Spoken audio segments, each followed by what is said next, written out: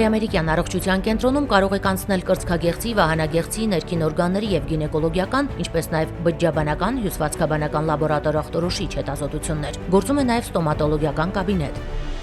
Կենտրոնում իրականացվում են մամոգրաֆիկ, միջուկամագնիսային ռեզոնանսային, համակարգչային տոմոգրաֆիկ, ռենտգենաբանական հետազոտություններ, ինչպես նաեւ վիրահատական միջամտություններ։ Դուք կարող եք ստուգել նաեւ ձեր ոսկրերի խտությունը։ Ուշադրություն, կենտրոն կարող եք դիմել աղեստամոքսային խնդիրների դեպքում, իսկ սպասելն այստեղ հաճելի եւ աննկատ է անցնում։ Հայ-ամերիկյան առողջության կենտրոն։ Առողջ ընտանիքի հենասյունը, առողջ կինն։ Հայ-բելգիական արդեն վստահելի մանկապարտեզն իր երկրորդ մասնաճյուղն է բացել։ 1.5-ից 6 տարեկան փոքրիկները այստեղ ջերմ ժամանակ են անցկացնում մինչ 18:30-ը։ Բելգիական նախադպրոցական փորձը այստեղ համադրված է հայկական կրթական ծրագրին։ Բելգիական մեթոդաբանության տաժերը փոքրիկների ամենօրյա ծրագրում են։ Հյուզիների փայտիկների միջոցով մաթեմատիկայի եւ մենթալ թվաբանության ուսուցում, ազատ մտածողության խթանում, տարբեր խմբակների առկայություն, օտար լեզուների ուսուցում։ Շենքային հարմարավետ պայմաններին եթե ավելացնենք եւս երկու առավելություն, առողջ ափսեի ներդրումը եւ երեխային տեղափոխումը պարզ է դառնում, որ ձեր բալիկը իդեալական հոգացության տակ է։ Հայ-բելգիական պարտեզ։ Նվիրեք փոքրիկին գունավոր մանկություն։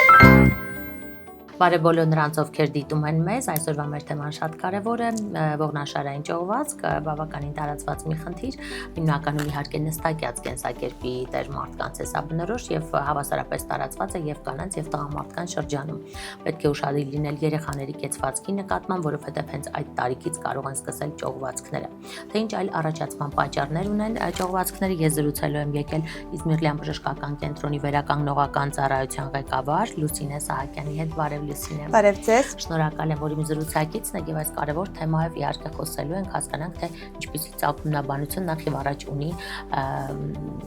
ճողվածքը, սխալ կեցվածքը կարող է առաջացման պատճառ լինել։ Այո, իհարկե, նախ ասեմ ինչ է միջվողային սկավառակը, դա բարձիկ է, որը գտնվում է երկու ողերի միջև եւ իր գործառույթը կայանում է նրանում, որպեսզի ապահովի ամորտիզացիան ողերի եւ ողնաշարի շարժունակությունը։ Ինչ պատճառներով, երբ իր առանցքականությունը նվազում է, նա կարող է դուրս գալ ողնասյան սահմաններից դուրս եւ եթե նա չի պատրվում, ուղղակի դուրս է գալիս, կոչվում է պրոտրուզիա, իսկ եթե ֆիբրոզ օղը պատրվում է եւ դուրս է գալիս, կոչվում է ճողվածք։ Նախ ասեմ, որ ինքը միշտ չի, որ կարող է ցավի պատճառ հանդիսանալ, հասարակության 50%-ը մոտավորապես, կարող է ունենալ ճողվածք առանց ախտանիշների, ուղղակի սովորական ապրելով, սակայն երբ նա դուրս է գալիս եւ հարում է նյարդարմատին կամ ողնուղեղին, այդ ժամանակ արդեն առաջանում է այդ սիմպտոմները եւ հիվանդը բուժառուն ունենում է ցավ։ Ճիշտ է, որ ճողվածքների դեպքում հնարավոր է տարբեր ֆիզիոթերապևտիկ մեթոդների միջոցով այն քչացնել, ասես հետընթաց ապրի ճողվածքը։ Այո, միջվողային սկավառակի ճողվածքի բուժումը լինում է երկու տեսակի՝ կոնսերվատիվ, վիրահատական։ Վիրահատականը շատ ավելի քիչ տոկոսով են կիրառում, իսկ հիմնականը կոնսերվատիվ,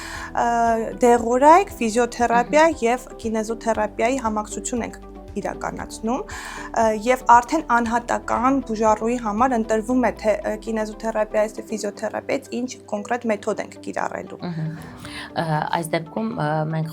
խոսում ենք մինչ վիրահատական փուլը հասնել, այո։ Մինչ վիրահատական, այո, կամ արդեն որպես վիրահատությունից հետո ռեաբիլիտացիա, շրջան որպես, այո։ Խնդրեմ ներկայացեք, թե որքան է տևում օրինակ այդ վերականգնողական շրջանը, երբ մարդը դիմում է բուժման մեթոդին, նախընտրությունը կամ տալիս է այս փուլում այդ մեթոդին։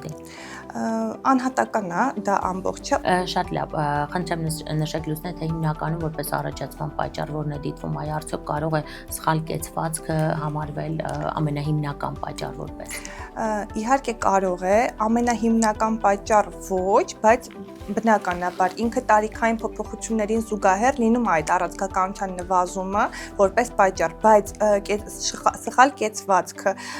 ողնաշարի ստատիկայի խանգարումները, սկալիոզ, դրանք բոլորը կարող են նպաստել առաջացմանը, ավելորդ քաշը, Ժառանգական նախատրամադրվածությունը նույնպես կարող է դեր խաղալ վաղ առաջացման գործում։ Այնց հետաքրքիր է ճողվածքը, եթե մարդը գիտի ունի ճողվածք եւ չի զբաղվում ոչ վիրահատական խնդիրին է դիմում, ոչ բուժական, այսինքն անտեսում է այս խնդիրը եւ ապրում է այդ ցավի հետ, հարմարվելով դրան կամ այդ պահին որևէ ցավազրկող դեղորայքով անցկացնում է մի քանի օր, մինչեւ կրկին ցավը հետընթաց է ապրում։ Այս դեպքում ինչ հետևանքներ կարող է ճողվածք ունենալ ամբողջ օրգանիզմի վրա։ Նայեք, հետևանքները բազում կարող են լինել, բայց ամենավտանգավորը դա սպինալ տոտալ ստենոզն է, երբ այդ ճողված կարող է այնքան ողնուղեղային խողովակը սեղմել, որ ընդհանուր մինչև կոնքի օրգանների ֆունկցիայի խանգարում լինի, եւ այդ ժամանակ միայն վիրահատական է լինում բուժումը, արդեն ռեաբիլիտացիոն մեթոդներով մենք չենք կարող օգնել բուժառուներին։ Այո, երբ ձեզ դիմում են դուք արդյոք նշանակում եք տանը լրացուցիչ ֆիզիկական վարժություններ եւ այլն։ Այո, իհարկե, երբ մենք սկսում ենք ավելի շատ սկզբում ցավազրկող պրոցեդուրաներից, բայց երբ ներառում ենք կինեզոթերապիա, դա բացի մեր կենտրոնում իրականացվելուց, մենք միշտ տնային աշխատանքներ ենք տալիս մեր բուժառուներին եւ միշտ ստուգում ենք իրաց տնային աշխատանքները եւ միշտ միայն կենտրոնում աշխատանքը բավարար չէ, բուժառուն պետք է պատասխանատու լինի եւ տանն էլ որոշակի գործողություններ, էֆեկտիվությունը իրական։ Իսկ ամենաէֆեկտիվը որն է համարում հենց մշտապես ֆիզիկական վարժություններ կատարելը, շտկողական թե ավելի շատ ֆիզիոթերապևտիկ սարքավորումներին դիմելը։ Դա մի քիչ անհատական է, սկսում ենք ֆիզիոթերապիայով, որպեսզի ցավազրկող սնուցող էֆեկտ ունենանք, բայց կինեզոթերապիայով արդեն կարողանում ենք կեցվածքի վրա աշխատենք, որպեսզի հետագա կրկնօրինակություն չլինի եւ էֆեկտը ավելի երկարացվի, հա։ Սա կարծում եմ տարիքային սահմանափակման չի ենթարկվում։ Չէ, իհարկե ոչ։ Շատ լավ, շնորհակալ եմ մեր հեռուստադիտողին իրազեկելու համար, որ իսկապես ճողվածների դեպքում նախքան վիրահատության դիմելը կամ միգուցե սա վիրահատական միջամտություն դեռևս չի պահանջում, այո, այդպիսի իրավիճակում կարելի է եւ ունենալ ֆիզիոթերապևտիկ վերականգնողական հրաշալի ծրագիր եւ քանչեի վերջում ձեր հորդորը մեր հեռուստադիտողին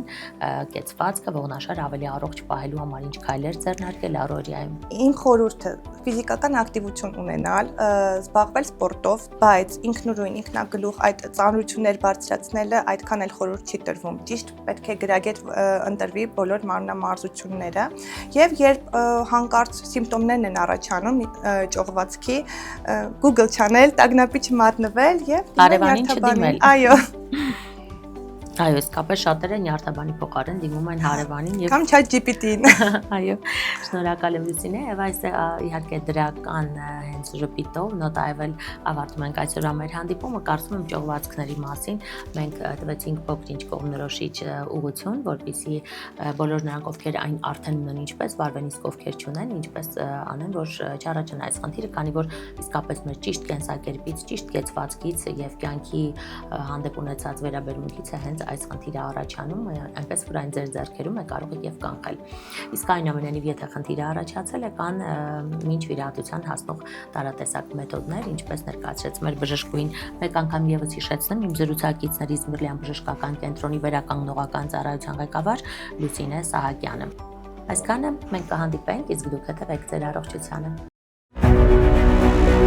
Հայ-ամերիկյան առողջության կենտրոնում կարող եք անցնել կրծքագեղձի, վահանագեղձի, ներքին օրգանների եւ գինեկոլոգիական, ինչպես նաեւ բջջաբանական, հյուսվածքաբանական լաբորատոր ախտորոշիչ հետազոտություններ։ Գործում է նաեւ ստոմատոլոգիական կաբինետ։ Կենտրոնում իրականացվում են մամոգրաֆիկ, միջուկամագնիսային ռեզոնանսային, համակարգչային տոմոգրաֆիկ, ռենտգենաբանական հետազոտություններ, ինչպես նաեւ վիրահատական միջամտություններ։ Դուք կարող եք ստուգել նաեւ ձեր ոսկրերի խտությունը։ Ուշադրություն, կենտրոն կարող եք դիմել աղեստամոքսային խնդիրների դեպքում, իսկ սպասելն այստեղ հաճելի եւ աննկատ է անցնում։ Հայ-ամերիկյան առողջության կենտրոն։ Առողջ ընտանիքի հենասյունը, առողջ կինն։ Հայ-բելգիական արդեն վստահելի մանկապարտեզն իր երկրորդ մասնաճյուղն է բացել։ 1.5-ից 6 տարեկան փոքրիկները այստեղ ջերմ ժամանակ են անցկացնում մինչ 18:30-ը։ Բելգիական նախադպրոցական փորձը այստեղ համադրված է հայկական կրթական ծրագրին։ Բելգիական մեթոդաբանության տաժերը փոքրիկների ամենօրյա ծրագրում են։ Կյուզիների փայտիկների միջոցով մաթեմատիկայի եւ մենթալ թվաբանության ուսուցում, ազատ մտածողության խթանում, տարբեր խմբակների առկայություն, օտար լեզուների ուսուցում։ Շենքային հարմարավետ պայմաններին եթե ավելացնենք եւս երկու առավելություն, առողջ ափսեի ներդրումը եւ երեխային տեղափոխումը պարզ է դառնում, որ ձեր բալիկը իդեալական հոգացության տակ է։ Հայ-բելգիական պարտեզ, նվիրեք փոքրիկին գունավոր մանկություն։